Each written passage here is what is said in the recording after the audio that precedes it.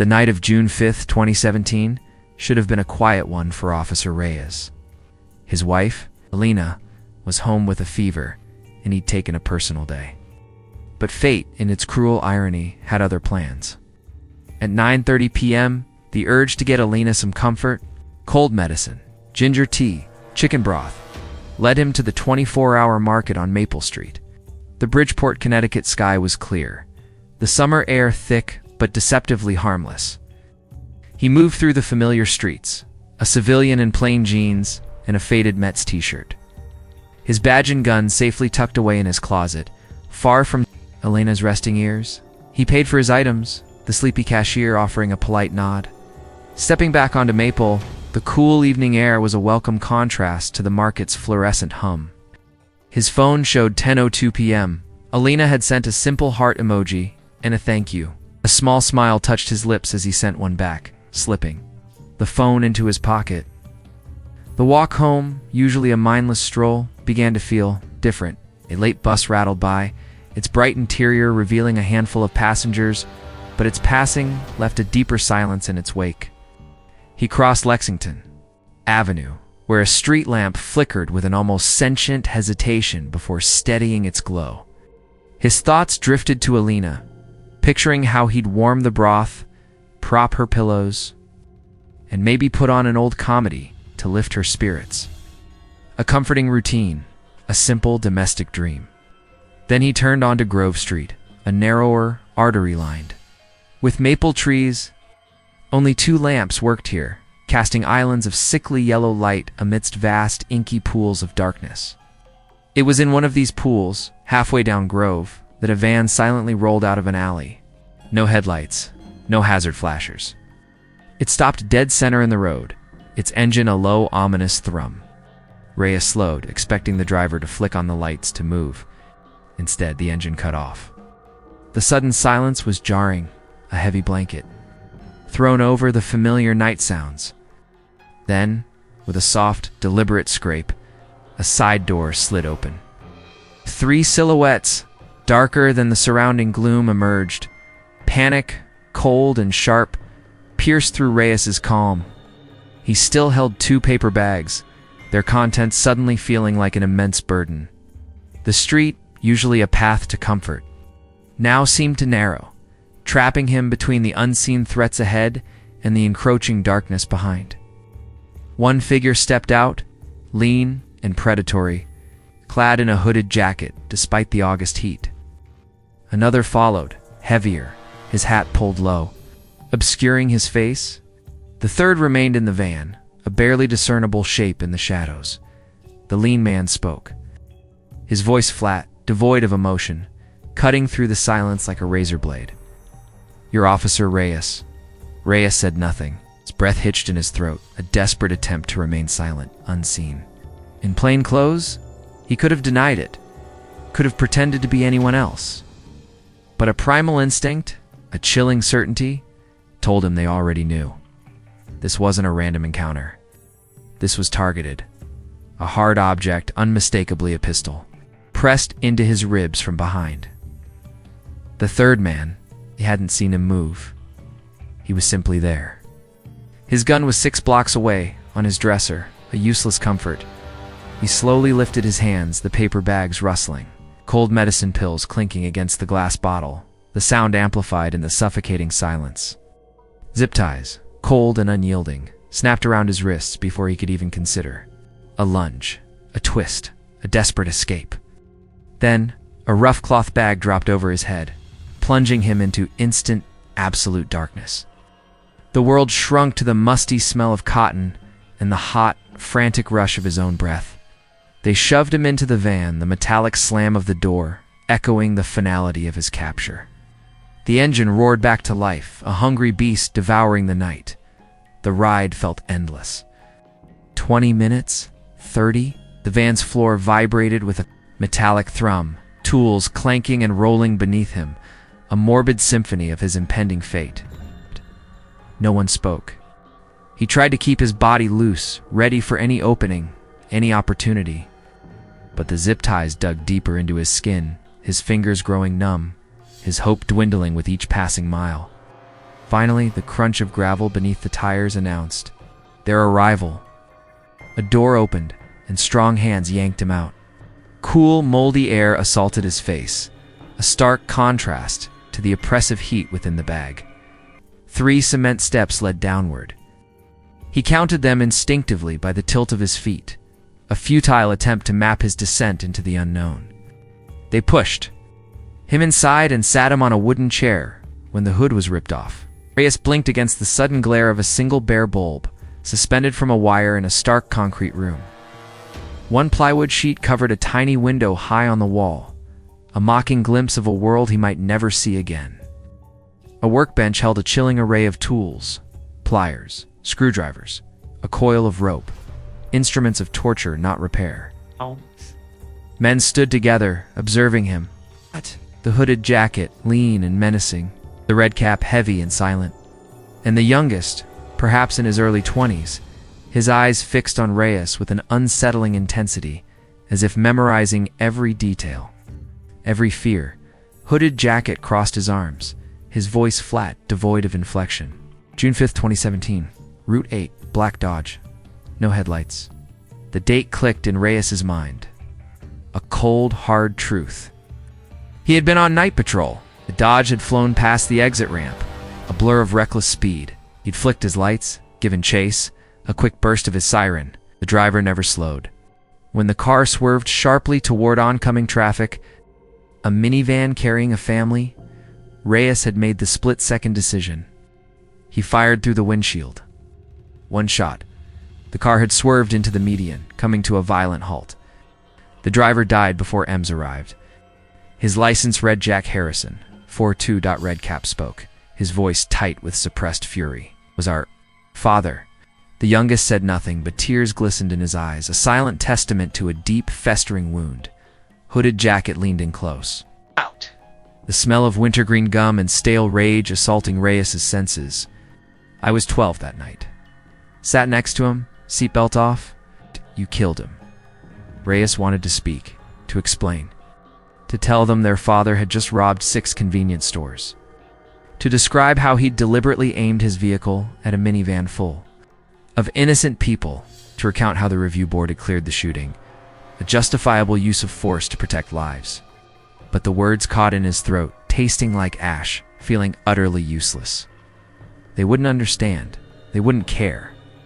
Their grief had warped into an unyielding, dangerous fury. They left him there, ankles tied, wrists already numb from the constriction, the circulation cut off, hours blurred into a gray, indistinguishable smear. They returned twice a day, silent specters delivering water and a granola bar. The youngest would slide them across the floor, his gaze never leaving. Reyes's face, a chilling, unwavering scrutiny. Sometimes, Hooded Jacket would describe their father's funeral. The solemn clothes, the closed casket, the crushing debt incurred for the burial plot. Redcap would ask, his voice a low, taunting whisper, if Reyes dreamed of dying. He never answered what was there to say.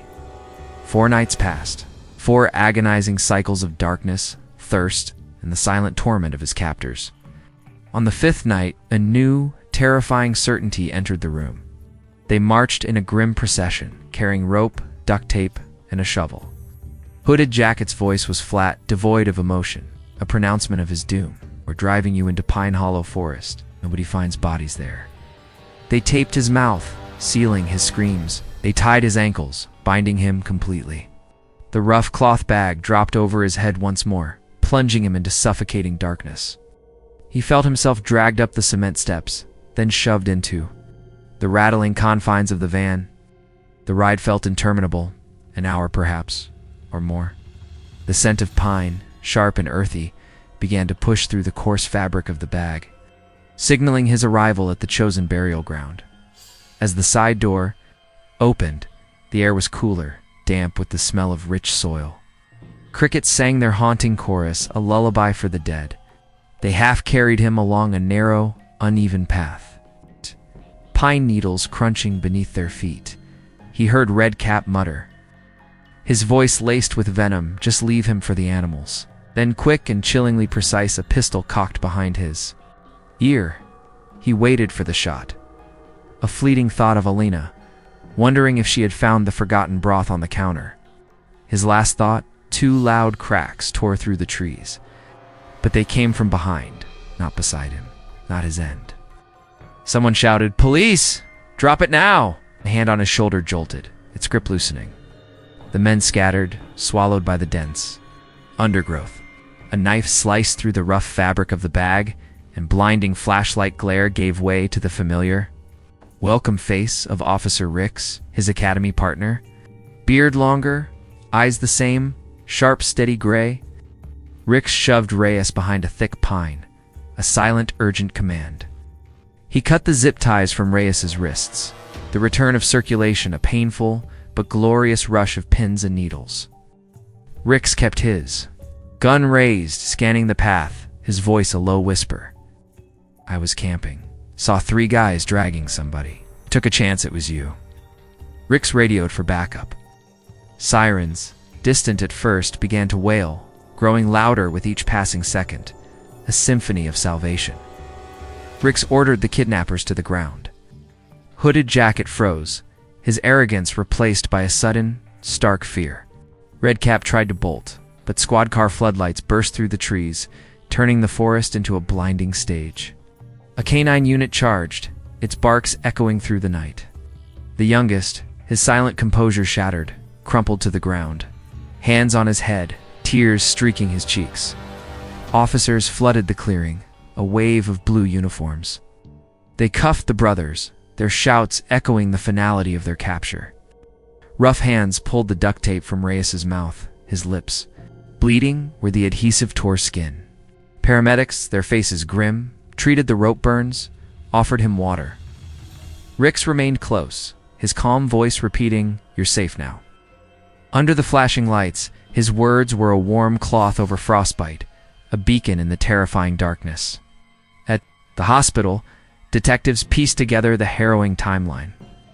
A patrol located the basement, 2 miles off Route 25, in an abandoned duplex. Evidence matched: the wooden chair, the discarded ropes, the empty water bottles. The district attorney filed charges: kidnapping, assault, attempted murder. Because Reyes was off duty and unarmed, the case gained extra weight under state law, promising a harsher sentence. Alina visited the next afternoon, still weak, but her fever broken. She held his hand, her voice a fragile whisper. "You left for it." Tien came back in an ambulance. He tried to apologize, to voice his regrets. He should have driven, should have carried his sidearm, should have noticed the van sooner. She pressed a fingertip to his lips, silencing him. No more regret. Later, Ricks explained his presence in the forest. He'd taken 2 comp days for fly fishing. That night, he'd hiked the ridge trail, remembering their rookie camping trips. The simple camaraderie. His flashlight beam had caught 3 figures in the hollow below, one with a bagged head stooping between them. "Your walk," Ricks had said, his voice tinged with lingering concern. "The way you lean when your wrists are tied. I just knew." People ask Reyes if he hates the brothers. The truth, he admits, is more tangled. He hates what they almost did. The terror they inflicted, the stolen days of his life. He understands how grief can warp into such destructive fury. But understanding, he knows, does not excuse the rope, the gun, the chilling plan to feed him to coyotes, who will face decades. In prison, he will live the rest of his life with thin scars around his wrists and a sharper or more wary eye for vans without headlights. The department reinstated him after 2 weeks of leave. Now, he carries his off-duty pistol even on short errands. He passes the shelf with chicken broth and ginger tea. He remembers the market bags falling from his hands onto Grove Street, the sickening thud as they hit the pavement. He buys extra bottles of cold medicine for Alina, though her cough is long gone. Sometimes near sunset, he drives up to Pine Hollow. He parks by the trailhead and listens to the crickets rise with the dark. He thinks about the path where Hicks is. First shot cracked through the trees, splitting fear wide open so hope could step through.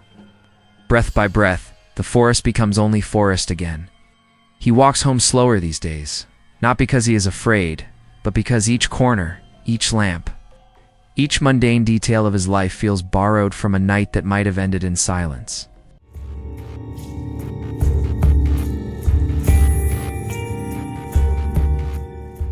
The date was October 16th, 2023. The time? Approximately 7:30 a.m. Location: Camden County, Georgia. After almost 2 decades of dutiful service as a police officer, I had recently been promoted to deputy. The arrests were harder now, the cases more complex, the demands on my time and resolve heavier.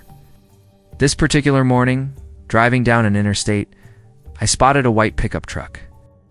It was a blur, hurtling down the highway at an estimated 100 miles an hour, a reckless disregard for the law and for human life. My instincts kicked in. I flipped on my sirens, the wail piercing the morning calm, and pulled the truck over to the side of the road. I grabbed my speakerphone, its plastic cool, against my hand and barked through it, "Get out of the car." I repeated the command at least 10 times, my windows down, my voice echoing across the concrete. Nothing. The truck remained stubbornly still, a defiant white monolith. Annoyance, a slow burn started to simmer. "Get out," commanded my voice. Now laced with a sharper edge, stepping out of my cruiser, the speakerphone abandoned. This time, my tone hardened by years of dealing with resistance, finally elicited a response. The driver's door creaked open, and a man emerged. As he got out, I ordered him to turn around, move to the truck, and place his hands behind his back. His response was immediate and aggressive. "I ain't doing shit." His defiance was a challenge, a red flag. I reached for his right shoulder, intending to maneuver him into a position for handcuffs, hoping he would comply, that this wouldn't escalate further. But he swung his hand back, a clear refusal. I issued more orders, my voice firm, but he remained unyielding, a stubborn, immovable force. "You will get tased if you don't listen to me," I warned, my patience wearing thin. This seemed to penetrate the wall of his resistance. He began to move slowly towards the back of his truck. When he reached the tailgate, I repeated the command, "Put your hands behind your back." Again, he refused. "Or else you're going to get tased," I warned, my finger already hovering over the taser's trigger. "Why am I getting tased?" he challenged, his voice dripping with incredulity. "You're under arrest for speeding and reckless driving," I stated without hesitation, the facts plain and undeniable. "Nobody was hurt, and how was I speeding?" he retorted, a bizarre, almost delusional denial. I stared at him, my mind reeling. How could he be so detached from reality? "You passed me going 100 miles an hour, I explained, trying to inject reason into the escalating absurdity. "Then that's a speeding ticket, right?" he asked, as if this was a trivial infraction. "Tickets in the state of Georgia are criminal offenses," I countered, the legalities of the situation stark and clear. We argued for another 10 seconds, the tension coiling tighter with each passing moment. "Hands behind your back, you're going to jail." Before he could utter another word, I deployed the taser. The probes struck him, and the electrical current coursed through his body. But instead of collapsing, he remained standing, locked in the same defiant posture. As the taser continued to cycle, he slowly turned his body to face me, his eyes wide, glazed over with an unnerving intensity. Took a step forward, then another, his movements stiff, almost robotic. He started swinging at me, a wild, uncoordinated assault, and then, impossibly, he grabbed the taser.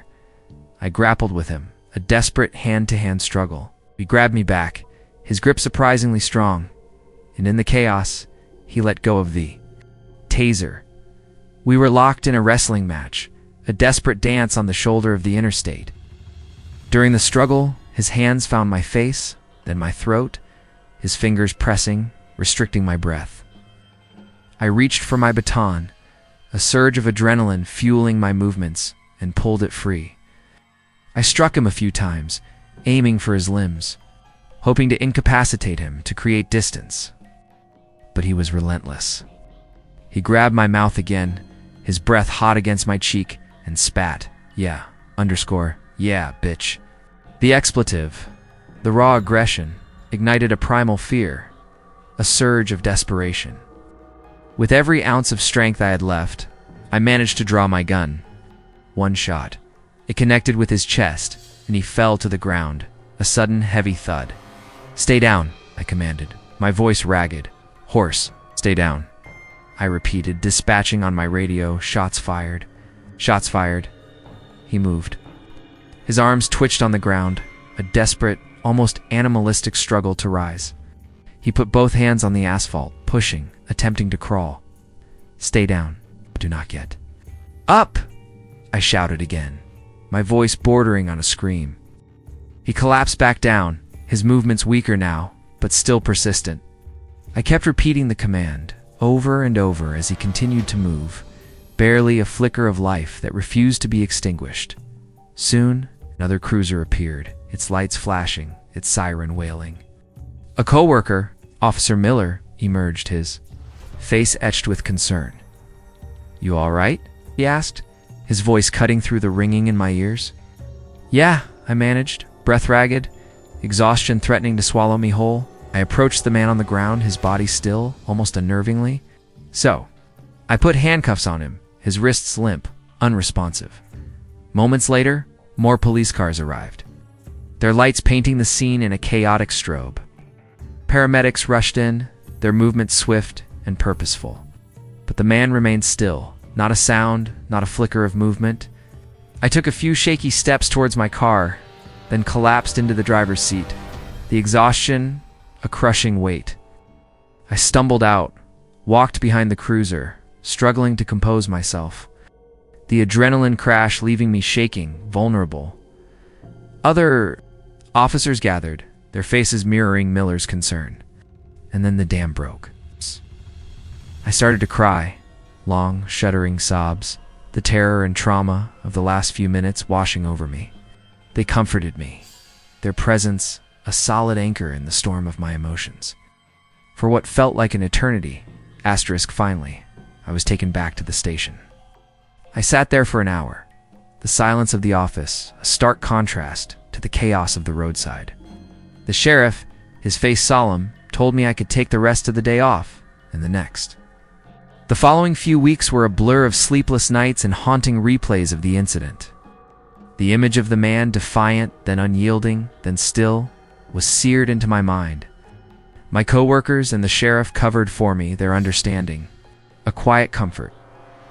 It was during those weeks that I learned the man's name, Leonard Cure.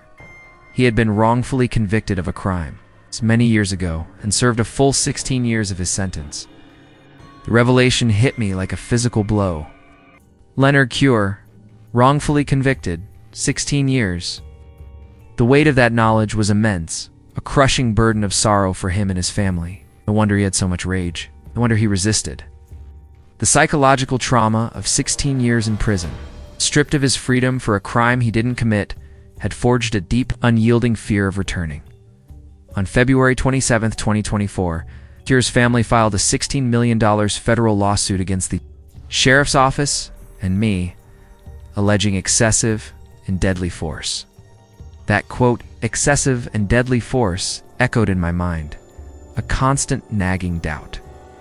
A part of me, the part that now knew Leonard Cure's story, agreed. I hadn't known. I hadn't known the depth of his suffering, the years of injustice. That had fueled his desperate resistance. That fact, the stark reality of my ignorance, struck me harder than any physical blow. On February 25, 2025, the district attorney announced that I would not face any criminal charges in Leonard Cure's death. The legal system had cleared me, but the moral weight, the internal charges, remained. I would carry them forever. It's the image of a man, so traumatized by injustice that he would fight against an arrest for a minor infraction, would forever haunt my dreams. The thin line between justice and its perversion, the profound impact of past wrongs on present actions, now felt like a chasm that had swallowed an innocent life.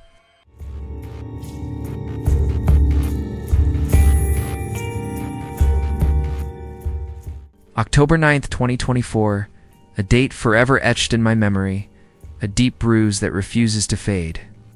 The cruiser clock read 12:57 a.m. when the call crackled over the radio. Unstable male, acting erratic. Possible weapon. 44 Lion Terrace, Bridgeport. The dispatcher's tone was tight, the kind that raises the hairs on your arms even before your mind registers the full implications. I was riding patrol on the south side, only 4 blocks away. Unit 12 responding. I answered, my voice steady, despite the prickle of unease. I flipped on my lights and rolled. Night in Bridgeport feels different than day. The streets seem to shrink, the houses lean closer, their porch lights glowing like watchful eyes in the walks. The oppressive darkness. The air had a damp chill, a lingering aftermath of an earlier rain that had left every curb shiny, reflecting the distorted city lights. Most nights, that wet, earthy smell is calming, a familiar scent of urban life. That night, however, it felt heavy, a suffocating weight that pressed against my ribs. 2 other units, their lights strobing, slid in behind me as I parked at the address. It was an older 2-story house, its paint peeling like ancient skin. A chain-link fence, half broken and rusting, leaned precariously near the gate. A porch light hung above the front door, but it was tilted, casting a crooked, incomplete circle of yellow light across the steps. Tall maple in the yard, its branches gnarled and dark, threw ragged, dancing shadows over everything, making it impossible to see beyond the porch rail, adding to the unsettling obscurity. Officer Ruiz, her movements crisp and efficient, reached the steps first. She rapped hard on the door with her flashlight, the sound echoing in the pre-dawn quiet. I stood just to her right, my hand instinctively near my holstered weapon. Behind us, officers Lang and Dixon covered the yard, their silhouettes stoic. Against the distorted light, we waited, a few tense beats. No answer. From inside, we could hear the faint, disembodied sound of a television, a late-night game show playing far too loud, its cheerful jingle an eerie counterpoint to the growing tension. Ruiz knocked again, louder this time, her patience beginning to fray. The door opened a crack, revealing 2 black men, one behind the other. The man in front wore a round, flat-brimmed hat, pulled low, obscuring his face in the dim light. The man behind him was bald and appeared younger, his eyes wide and uncertain. They stared at us, their eyes flat, unreadable, devoid of expression. I know words. The television noise poured out for a moment, then slipped into an abrupt silence as the hat man reached back and clicked it off. The sudden quiet was more unnerving than the noise. Ruiz spoke first, her voice calm and clear, cutting through the heavy air. Police. We got a call that someone here needs help. Can we come in and talk? The hatman remained unmoving, a statue of defiance. The bald man behind him leaned sideways, a flicker of movement, as if he wanted to answer, to speak. To explain? Not. But the hatman shifted, subtly blocking him, a silent, possessive gesture. I saw the younger man's eyebrows pinch, a fleeting expression of worry, but he remained silent, his gaze fixed on us. After a long, agonizing beat, both men stepped back, a choreographed retreat, and attempted to close the door. Ruiz pressed her palm against the wood, stopping the motion. Sir, we need to check. Can you unlock the deadbolt? The hatman ignored her, his eyes still unreadable, his body a solid barrier protecting the younger man. I nudged forward slightly, my voice calm but firm. Let him unlock it, please. Still, nothing. The pressure of every second slid off the porch light and settled, a heavy weight, onto my shoulders. The situation felt small and tight, a compressed spring, and tight spaces I knew could blow open fast. I slowly slid my hand to my belt, where I keep a slim folding knife. Sometimes an old lock sticks. Sometimes we have to pop a door to reach someone having a medical crisis. I flipped the blade.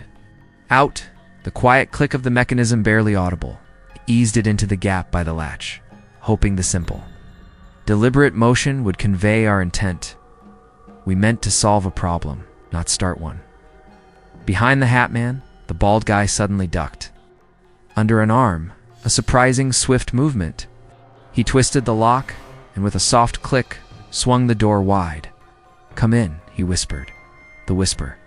It was odd, too soft, too furtive, like he didn't want someone to hear him. I barely had time to wonder who that someone was or what untold. Horrors lay beyond that threshold. The door had not even stopped moving, its creak barely fading when the Hat Man spun toward me. His face came within a foot of mine. The smell of wintergreen gum and stale sweat hit me, a sickening mix. His voice, when it came, was low, a guttural growl, but sharp like broken glass. I'm going to kill you.